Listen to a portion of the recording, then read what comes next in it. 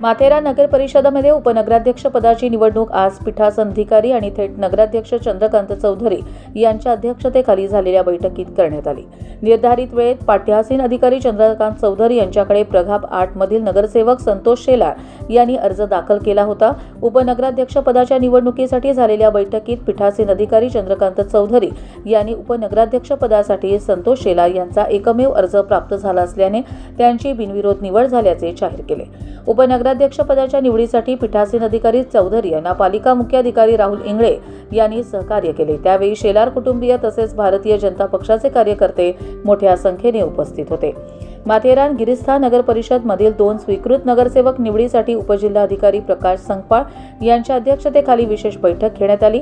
सत्ताधारी शिवसेना शिंदे गट आणि भाजप यांच्याकडे 14 सदस्यांचे बळ असल्याने स्वीकृत सदस्यांच्या दोन्ही जागा सत्ताधारी गटाकडे राहणार असल्याने कोणत्या 2 कार्यकर्त्यांना संधी मिळणार याबद्दल उत्सुकता होती। माथेरानमध्ये स्वीकृत सदस्यांच्या वर्णीबद्दल प्रचंड उत्सुकता निर्माण झाली होती आणि त्यामुळे कोण स्वीकृत नगरसेवक होणार याची चर्चा देखील सुरू होती।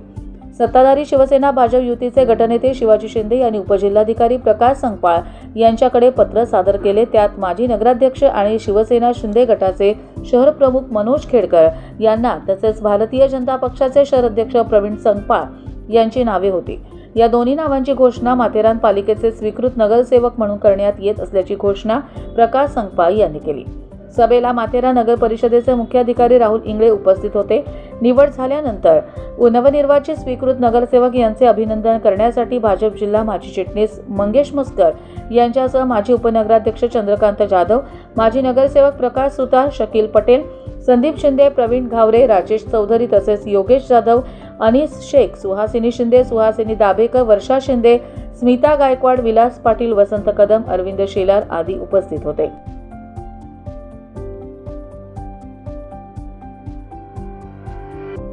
कर्जत लाईव्हसाठी नितीन पारदी, नेरळ, माथेरान।